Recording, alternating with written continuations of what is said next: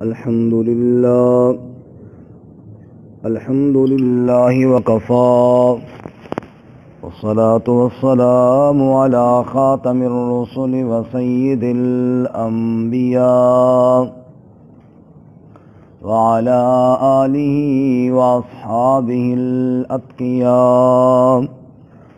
أما بعد فأعوذ بالله من الشيطان الرجيم. بسم الله الرحمن الرحيم. واذكروا الله في أيام معدودات فمن تعجل في يومين فلا إثم عليه ومن تأخر فلا إثم عليه لمن اتقى واتقوا الله واعلموا أنكم إليه تحشرون.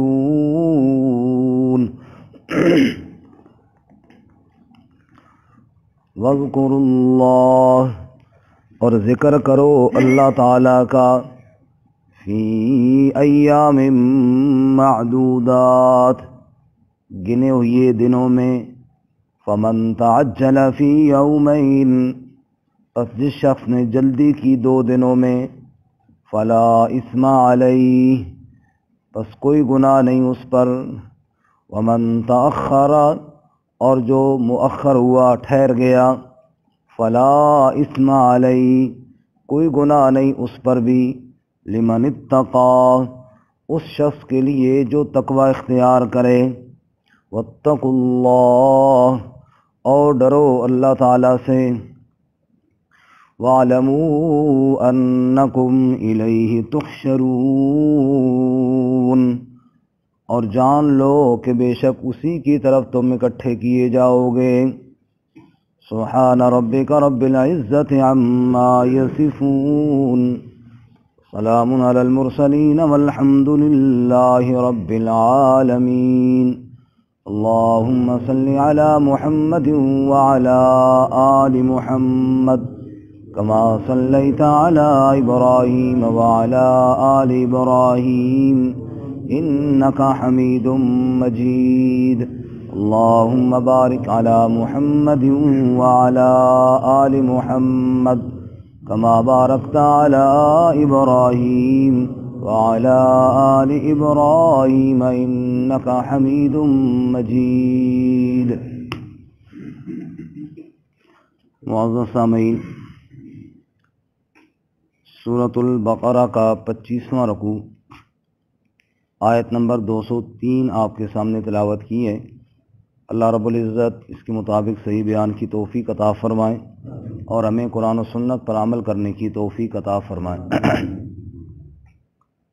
اس سے قبل جیسا کہ آپ حضرات مسلسل سن رہے تھے، حج کے احکامات اللہ تعالیٰ نے بیان فرمائے. پچھلے جو ہم نے سبق پڑھا ہے اس کا خلاصہ، حج کی 3 اقسام ہیں: حج افراد، حج تمتع اور حج قران. اور حج کے 3 مہینے ہیں: شوال، ذوالقعدہ اور ذوالحجہ. اور 3 باتوں سے منع کیا گیا: فلا رفث ولا فسوق ولا جدال فی الحج. اس کے بعد یہ حکم دیا کہ حج میں خرچہ ساتھ لے کر جایا کرو، اور اگر وہاں پر کوئی خرید و فروخت وغیرہ کر لو تو منع نہیں ہے. عرفات سے واپس آؤ مزدلفہ میں، وہاں اللہ کا ذکر کرو. اس کے بعد ایک بقیہ مسئلہ حج کا آج کے سبق میں ہے کہ جب انشاءاللہ عرفات سے ہم واپس آئیں گے تو ظاہر بات ہے کہ 9 ذوالحجہ کا جو دن ہوتا ہے وہ ہم عرفات میں گزارتے ہیں نا. تو مغرب کے سورج غروب ہونے کے بعد پھر وہاں سے روانگی ہوتی ہے مزدلفہ کی طرف. رات مزدلفہ میں گزارتے ہیں، فجر کی نماز بھی مزدلفہ میں ہی پڑھتے ہیں.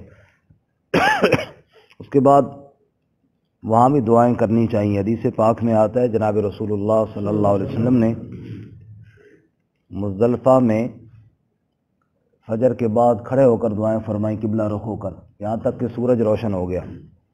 اور اس کے بعد آپ صلی اللہ علیہ وسلم کے چہرے پر ایک عجیب بشاشت اور خوشی دیکھی گئی۔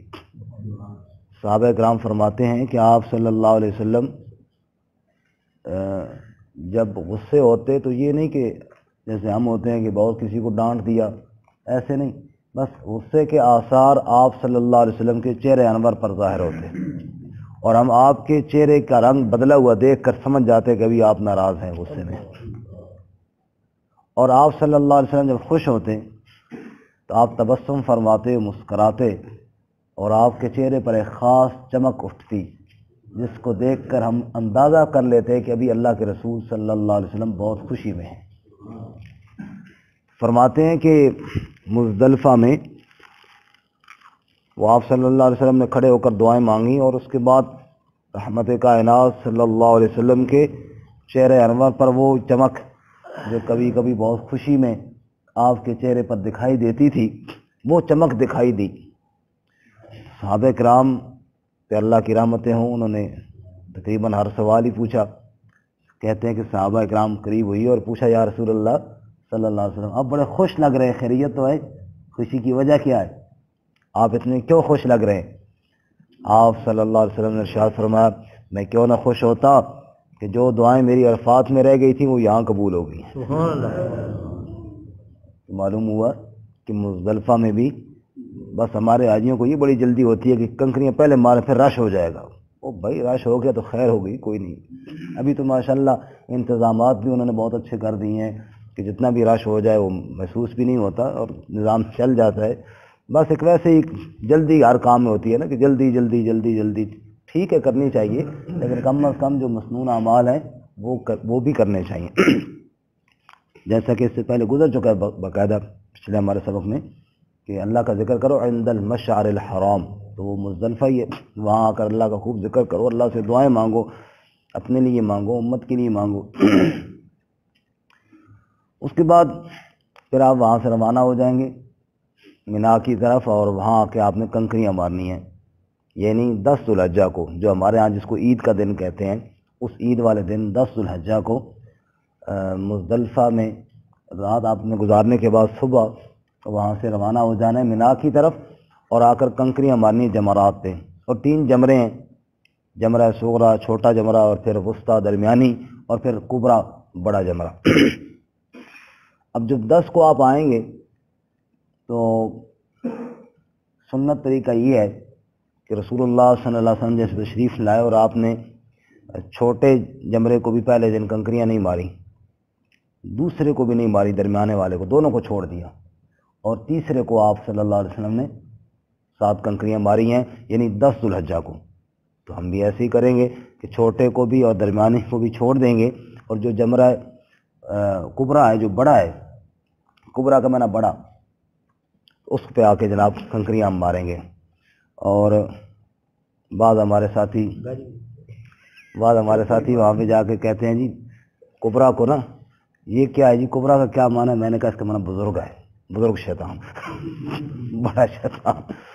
اور پھر وہاں کی کنکریاں ہی مارنی ہیں، کوئی اور کٹا نہیں کھولنا وہاں پہ، جیسے کہ بعض لوگ جوتے اٹھا کے جناب مار رہے ہوتے ہیں، بعض جناب گالیاں بھی دے رہے ہوتے ہیں، وہاں تکبیر پڑھنی ہے، تلبیہ ختم کر دیں اللہ اکبر یا واللہ اکبر، یا اس کے ساتھ ساتھ تکبیر کے اور بھی الفاظ آتے ہیں، اور بعض روایات میں یہ الفاظ بھی ہیں کہ رغما للشیطان ورزر للرحمن، بلکہ اللہ اکبر کہہ کے یعنی شیطان کی ذلت کے لیے اور رب کی رضا کے لیے۔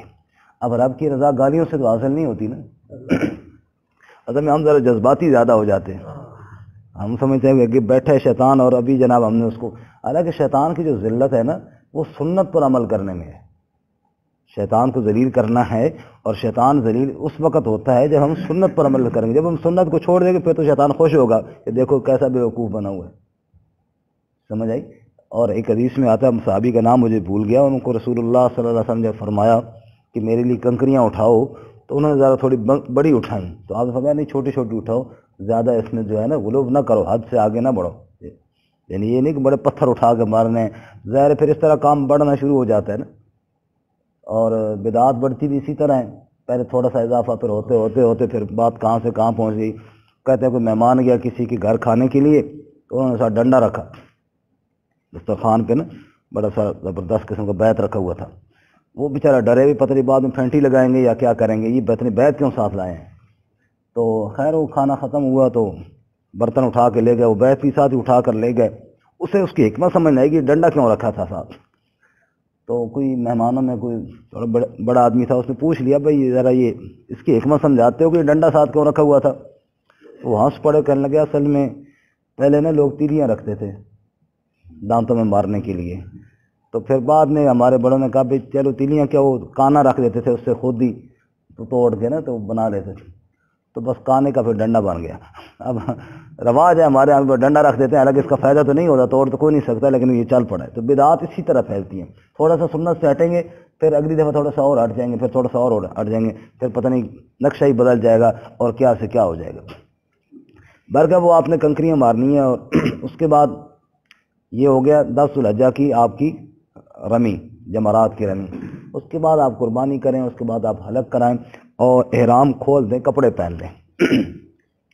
یہ جو آپ کے لیے احرام ختم ہوا ہے نا اور آپ نے کپڑے پہن لیے ہیں، یہ مکمل طور پہ آپ حلال نہیں ہوئے، عورت کے علاوہ باقی آپ کے لیے جائز ہے۔ بے شک نہائیں، کپڑے شپڑے پہنیں، خوشبو لگائیں، اور اب آپ جائیں مکہ مکرمہ طواف زیارت کے لیے۔ جلد بازی یہاں پر بھی نہ کریں، اور کسی کو تنگ کرنا بھی مقصد نہیں ہوتا۔ یہ آپ کے پاس دن ہے، کوشش کریں ٹھیک ہے 10 کو ہو جائے، بہت اچھی بات ہے، رات بھی آنے والی وہ بھی آپ کے پاس ہے طواف زیارت کے لیے۔ اسی طرح پھر جناب اگر رہ گئے کسی وجہ سے یا رش کی وجہ سے تو 11 کو بھی کر سکتے ہیں، حتیٰ کہ 12 کو بھی کر سکتے ہیں، لیکن بہت زیادہ جو ہے تاخیر نہ کریں، جتنا مناسب ہو وہ کر لیں۔ اس کے بعد جب آپ نے طواف زیارت کر لیا، صفا مروہ دوڑ گئے، اب آپ کے لیے عورت بھی حلال ہو گئی ہے، مکمل آپ کو حلال ہے۔ لیکن یہ 11 کو اور 12 کو آپ نے واپس مینا میں آنا ہے، یعنی اپنے جو خیمے آپ کے مینا میں ادھر ہی ٹھہریں، اللہ کا ذکر کریں اور تسبیحات کریں۔ کوئی خاص وظائف یا کوئی خاص پابندیاں نہیں ہے کہ یہی دعائیں پڑھنی ہے اور یہی کرنا ہے۔ یہ جیسے بعض لوگوں نے ان ایام میں بعض نمازیں بنا رکھی ہیں کہ اتنی رکعت پڑھیں، اور پھر پہلی رکعت میں یہ پڑھیں اور دوسری میں وہ پڑھیں اور تیسری میں یہ پڑھیں اور چوتھی میں یہ پڑھیں، تو یہ خاص کوئی یعنی سنت سے چیزیں ایسی خاص ثابت نہیں ہے۔ بس ذکر اذکار کریں، اللہ تعالیٰ کی تسبیحات کریں، جو توفیق ہو وہ عمل کریں، جو بھی خیر کے کام ہے وہ عمل کریں، کیونکہ ہم گئے ہی خیر کے کاموں کے لیے ہیں، تو جتنا بھی خیر کے کام ہو سکے، کسی کو نیکی کی بات بتانا یہ بھی خیر کا کام ہے، تلاوت کرنا بھی خیر کا کام ہے، اللہ کا ذکر کرنا بھی خیر کا کام ہے، لیکن آپ نے ٹھہرنا کہاں ہے؟ جی مینا میں۔ اچھا اب یہ 11-12 تو ہو گئے، 10 کو تو وہ ہوا تو 11-12 بھی ہو گئے، اور 11-12 کو بھی آپ نے کنکریاں مارنی ہیں اور تینوں پہ مارنی ہے۔ پہلے 10 کو تو صرف ایک پہ ماری تھی نا، اب 11-12 کو۔ جو 13واں دن ہے اس کے بارے میں عجیب اختلاف ایک پایا جاتا تھا۔ بعض لوگ کہتے تھے کہ 13 کو وہاں ٹھہرنا واجب ہے اور فرض ہے، اسی طرح جس طرح باقی حج کے مناسک فرض ہیں۔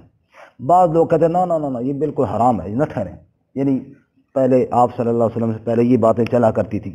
وہ جو 2 رائے تھی نا، ایک حد سے بڑی ہوئی تھی اور ایک حد سے گری ہوئی تھی، ایک حرام کہتے تھے اور ایک لازم کہتے تھے، اس کا جواب ہے آج کے ہمارے سبق میں۔ فرمایا کہ دیکھو وہ جو 13ویں ہے نا، 2 دن تو آپ آئے مینا ٹھہرے، اور پھر جو 13واں دن ہے اس میں اگر آپ نہ ٹھہریں تو کوئی حرج نہیں، آپ کوئی گناہ نہیں، نہ کوئی دم ہے، آپ کا حج ہو گیا۔ لیکن اگر ٹھہریں تو اللہ کی یاد کے لیے، اللہ کے ذکر کے لیے تو بہت اچھی بات ہے۔ تو بات سمجھ میں آئیے؟ تو یعنی 13ویں کو ٹھہرنا یہ افضل ہے، ٹھہرنا چاہیے، ثواب ہے، اور اگر نہ ٹھہرے تو کوئی حرج نہیں، کوئی گناہ نہیں ہے، یعنی فرض واجب اس کو نہ سمجھے اور حرام بھی اس کو نہ سمجھے۔ اچھا اگر آپ 13 کو وہاں ٹھہر جائے نا، مسئلہ تو وہ ہوگا جو ہو گیا، ایک لطف کی بات ہی ہے، اگر آپ وہاں 13 کو ٹھہر جائیں تو مسئلے سے ہٹ کر آپ کو وہاں بہت سکون محسوس ہوگا۔ وہ کیسے کہ آپ آئے نا، یعنی 8 کو گئے مینا میں، پھر 9 کو آپ عرفات چلے گئے، 10 کو واپس پھر مینا میں آئے، 11 کو بھی 12 کو بھی۔ یہ جو 2-3 دن آپ مینا میں ٹھہرے تھے نا پہلے، تو مینا انسانوں سے کھچا کھچ بھرا ہوا ہوتا ہے، بڑا رش، اور یہ تھوڑی مشکلات کے دن ہوتے ہیں۔ جیسے میں نے کل بھی عرض کیا کہ جھگڑا اتنا قریب ہوتا ہے کہ کروٹ بندہ بدلے تو جھگڑا تیار ہے، کیونکہ بندہ دوسرا ساتھ ہے، اس کے ساتھ کہیں بازو ٹکرائے گا، کہیں پاؤں ٹکرائے گا تو وہ کہے گا انا ہے، تو پھر جناب جھگڑا تو تیار ہے، تو اتنا رش ہوتا ہے۔ اب 12 کو اکثر لوگ چلے جاتے ہیں، تو مینا آپ کو خالی خالی نظر آئے گا، مینا آپ کو خالی، وہ جو آپ نے پہلے رش والے دن گزارے تھے نا وہ تو گئے گزر، اب آپ کے لیے بہت ایک عجیب قسم کا اور نقشہ مینا کے اندر ہوگا۔ اور مینا کے اندر جو مسجد ہے مسجد خیف، اس کے اندر پہلے دنوں میں اگر آپ کی رہائش قریب ہے تو شاید آپ کو آسانی سے موقع مل جائے، ورنہ موقع نہیں ملتا، کیونکہ ظاہر مینا کے اندر لاکھوں لوگ ہوتے ہیں اور اس کے اندر تو اتنے نہیں لوگ سما سکتے۔ اور یہاں پہ 13ویں دن بادشاہ بڑے آرام سے آپ کو وہاں مسجد کے اندر بھی جگہ ملے گی، اور وہاں آپ جناب مسجد میں بھی شامل ہوں اور ان قراء کے پیچھے وہاں بھی نماز پڑھنے کی سعادت حاصل کریں، تو ایک لذت محسوس ہوگی۔ اصل میں ہم نے وہ لوگ بھی دیکھے بیچارے وہاں پہ کہ جو اتنے تنگ پڑ جاتے تھے نا، اتنے تنگ کہ ایک آدمی کہہ رہا تھا کہ میری فلائٹ فلاں تاریخ کو ہے، اگر 5-7 دن پہلے ہو جائے مجھ سے کوئی پیسے لے لینا زیادہ بھی تو بڑی اچھی بات ہے، میں نکلوں یہاں سے، ایسے تنگ ہو جاتے۔ اور یہ کون سے لوگ تنگ ہوتے ہیں؟ یہ وہ جو عبادات میں دلچسپی نہیں لیتے، جو کہتے ہیں وہ اچھا یہ بھی کرنا ہے جی، یہ وہ سمجھ کے نا، جو دلچسپی نہیں لیتے اور شوق کے ساتھ نہیں کرتے نا، وہ پھر تنگ پڑ جاتے ہیں۔ اگر دلچسپی اللہ تعالیٰ سب کو عطا فرمائے عبادات میں، جتنی دلچسپی ہوگی نا جی اتنا شوق ہوگا، اور بندہ کہے گا یار اللہ کرے پیسے تھوڑے اور لے لیں اور 5 دن میں لیٹ ہو جاؤں تو وہ اچھا ہے، ادھر رہوں۔ تو جب یہ شوق ہوگا تو پھر یہ 13ویں کو ٹھہرنا بھی آپ کے لیے بہت آسان ہوگا، اور پھر وہاں آپ جناب 13 کو ٹھہریں گے اور پھر واپس آئیں گے، آپ کا طواف وداع رہ جائے گا، وہ آخر میں آپ کر کے پھر آپ کا حج مکمل ہو جائے گا۔ رسول اللہ صلی اللہ علیہ وسلم نے ارشاد فرمایا کہ جس نے حج کیا بیت اللہ کا فقضا مناسکہ، اور اس کے مناسک پورے کیے، وسلم المسلمون من لسانہ و یدہ، اور باقی مسلمان اس کی زبان اور اس کے ہاتھ سے محفوظ رہے، تو ایسے ہو گیا جیسے آج ماں کے بطن سے باہر آیا ہے اور گناہوں سے پاک صاف ہو جائے گا۔ اللہ رب العزت ہمیں نصیب فرمائے۔ وَاذْكُرُوا اللَّهَ فِي أَيَّامٍ مَّعْدُودَاتٍ، اب یہ واقعہ سارا اگر ترتیب آپ کے ذہن میں ہے انشاءاللہ آج سمجھ میں آئے گی۔ وَاذْكُرُوا اللَّهَ، اللہ تعالیٰ کا ذکر کرو، فی ایام معدودات، گنے چنے چند دنوں میں، معدودات عدد سے ہے نا، گنے ہوئے چند دن۔ میں نے پہلے عرض کیا 10 کو آپ کنکریاں ماریں گے، قربانی کریں گے، حلق کرائیں گے، طواف زیارت کریں گے، واپس مینا میں۔ پھر 11 کو آپ نے اور کوئی کام نہیں کرنا سوائے کنکریاں مارنے کے، پھر رہنا مینا میں ہے، اسی طرح 12 کو بھی، اور 13ویں کے آگے بات آ رہی ہے۔ تو یہ جو ایام معدودات ہیں آپ نے ذکر اذکار کرنا ہے، کنکریاں مار کے مینا میں ٹھہرنا ہے، اس میں کیا کرنا ہے؟ وَاذْكُرُوا اللَّهَ، اللہ کا ذکر کرنا ہے، اللہ کا ذکر کرنا ہے، اللہ تعالیٰ کی تسبیحات پڑھنی ہے، ذکر اذکار کریں۔ تو فمن تعجل فی یومین فلا اثم علیہ، جس نے جلدی کی 2 دنوں میں اس پر کوئی گناہ نہیں۔ وہ جو لوگ کہتے تھے نا کہ 13ویں کو ٹھہرنا فرض ہے، بالکل لازم ہے اور واجب ہے، کوئی چلا گیا تو گناہ گار ہوگا، اس کا اللہ نے جواب دیا نہیں، فلا اثم علیہ، اگر کوئی 12 کو چلا گیا کوئی گناہ نہیں۔ آپ کسی کو نہیں کہہ سکتے کہ آپ نے گناہ کا کام کیا، ٹھیک ہے، فلا اثم علیہ، اللہ فرماتے اس پر کوئی گناہ نہیں۔ ومن تاخر، اور جو نہ گیا وہاں ٹھہر گیا 13ویں کو، فلا اثم علیہ، اس پر بھی کوئی گناہ نہیں، لیکن لمن اتقا، اس شخص کے لیے جو تقوی اختیار کرے، اس کے لیے جو تقوی اختیار، ٹھہرے اللہ کی یاد کے لیے، ٹھہرے ذکر اذکار کے لیے، ٹھہرے اللہ تعالیٰ کی محبت میں، نیکی کا کام کرنے کے لیے۔ یہ نہ کہ جناب آج ہی چلے جائیں گے تو بعض لوگوں کا سامان پیچھے رہ جائے گا، وہ اکٹھا کروں گا، کرتے رہے لوگ، اس چکر میں بھی ہوتے ہیں جناب، پیچھے سامان کو اکٹھا کریں گے کچھ جناب، یہ کوئی اور نیت نہ ہو، بس رہنے کی نیت یہ ہو کہ اللہ تعالیٰ کی رضا ہے، اور ایک دن اور جناب یہاں ہم رہیں گے اور تسبیحات کریں گے اور جناب اللہ ہم سے راضی ہوگا، بس دل میں نیت اللہ کی رضا ہو، اس کے لیے جو وہاں پہ ٹھہرے گا اس کے لیے اجر ہی اجر ہے۔ واتقوا اللہ، اور اللہ تعالیٰ سے ڈرو، تقوی اختیار کرو۔ دیکھو جی تقوی ہی بنیاد ہے، اللہ ہمیں نصیب فرمائے۔ روزے کا مقصد بھی تقوی ہے اور حج کا مقصد بھی تقوی ہے۔ دیکھو روزے نے کہا نا کہ کھاؤ نہیں پیو نہیں، یہ چیزیں استعمال کرو، اسی طرح احرام میں پابندیاں لگائی نا، احرام میں پابندیاں لگی، اس سے بچنا ہے، اس سے بچنا ہے، اس سے بچنا، مقصد تقوی، بھئی بچنے کی عادت پڑ جائے کہ یہ اللہ کی نافرمانی ہے، ان سے اپنے آپ کو بچانا ہے، اس لیے فرماتے ہیں واتقوا اللہ، اللہ تعالیٰ سے ڈرو، اللہ کا تقوی اختیار کرو، اللہ ہم سب کو نصیب فرمائے۔ فإن خیر الزاد التقوی، پہلے گزر گیا نا، وتزودوا فإن خیر الزاد التقوی، اصل خرچہ وہ تقوی والا ہے، حج کے لیے آپ گئے، پیسے بھی لے کر جائیں، یہ بھی ٹھیک ہے، ضروری ہے آپ کے لیے، لیکن اصل خرچہ جو تیار آپ نے کرنا ہے وہ تقوی والا کرنا ہے۔ حج سے آپ نے حاصل کیا کرنا ہے وہ تقوی والا۔ علماء فرماتے ہیں تجربے کی بات، مسئلے کی بات نہیں، تجربے کی بات، کہتے ہیں تجربے کی بات یہ ہے کہ اللہ تعالیٰ ویسے تو سب کا حج قبول فرمائے، لیکن حج کے بعد دیکھنے میں یوں آتا ہے کہ جن کا مقبول ہو جاتا ہے نا، ان کی اندر تقوی کے آثار نمایاں نظر آتے ہیں۔ یہ اکثر نشانی ہے کہ یار یہ بندہ نے صحیح حج کی ہے، کیونکہ حج کا مقصد اس کو حاصل ہوتا نظر آیا ہے، کیونکہ حج کا مقصد تقوی تھا، اور حج کرنے کے بعد یہ بدل گیا ہے، اس کی زندگی میں تقوی آ گیا ہے۔ اللہ ہمیں بھی نصیب فرمائے۔ اور جو اللہ معاف فرمائے بگڑ کے آتا ہے، یعنی پہلے سے بھی زیادہ جناب وہ اللہ کی نافرمانی میں چلا جاتا ہے، تو کہتے ہیں یہ نشانی یوں ہے، اب بہتر تو اللہ ہی جانتے ہیں کہ آثار یوں لگتے ہیں کہ یہ بیچارہ گیا تو ہے لیکن یہ ایسا عمل نہ کر سکا کہ اللہ کو راضی کرتا، کیونکہ اور الٹا بگڑ کے آئے، حج کا مقصد ہی کوئی نہیں نظر آ رہا، جو فائدہ تھا وہ فائدہ ہی کوئی نہیں نظر۔ ہیٹر بندے نے چلایا ہوا نا، ہیٹر جل رہا ہے، تو اگر کمرہ گرم نہ ہو تو بندہ کہے یہ فائدہ ہی کوئی نہیں، کیوں چلائے؟ حج کا مقصد تقویٰ تھا، اللہ کی رضا تھا کہ انسان کے اندر تبدیلی آئے، اور وہ الٹا بگڑ کے آ گیا ہے، تو یہ خطرہ ہے۔ اللہ تعالیٰ سے استغفار بھی کرنی چاہیے اور اللہ سے دعا بھی کرنی چاہیے، اللہ ہمارے اعمال کو قبول فرمائے۔ تو فرماتے ہیں واتقوا اللہ، اور اللہ تعالیٰ سے ڈرو، وَاعْلَمُوا، اور جان لو، أَنَّكُمْ إِلَيْهِ تُحْشَرُونَ، بے شک تم اسی کی طرف اکٹھے کیے جاؤ گے۔ وَاعْلَمُوا أَنَّكُمْ إِلَيْهِ تُحْشَرُونَ پہ مفسرین فرماتے ہیں کہ اللہ تعالیٰ کے ہر کلام کی بڑی حکمت ہے نا۔ یہاں پہ أَنَّكُمْ إِلَيْهِ تُحْشَرُونَ کیوں فرمایا، تم اکٹھے کیے جاؤ گے؟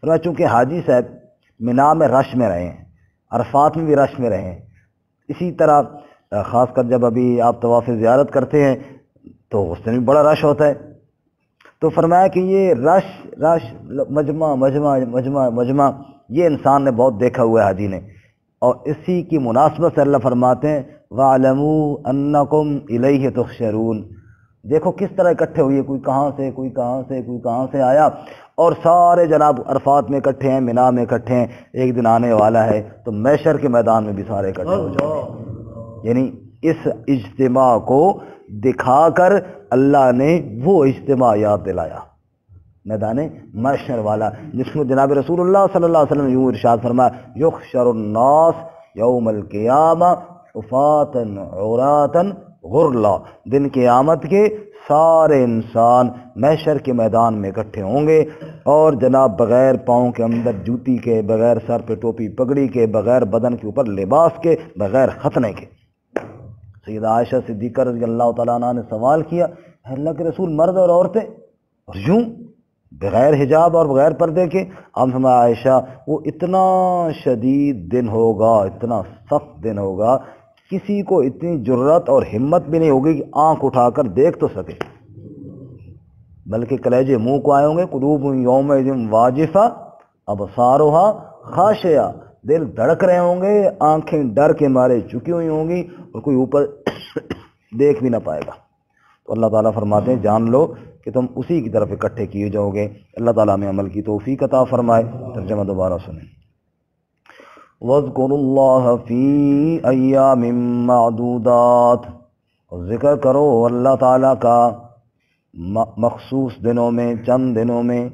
فَمَن تَعَجَّلَ فِي يَوْمَيْنِ، پس جس نے جلدی کی 2 دنوں میں، فَلَا إِثْمَ عَلَيْهِ، پس کوئی گناہ نہیں اس پر۔ وَمَن تَأَخَّرَ، اور جس نے تاخیر کی، فَلَا إِثْمَ عَلَيْهِ، پس کوئی گناہ نہیں اس پر بھی۔ لِمَنِ اتَّقَى، اس شخص کے لیے جس نے تقوی اختیار کیا۔ واتقوا اللہ، اور ڈرو اللہ تعالیٰ سے۔ وَاعْلَمُوا أَنَّكُمْ إِلَيْهِ تُحْشَرُونَ، اور جان لو کہ بے شک اسی کی طرف تم اکٹھے کیے جاؤ گے۔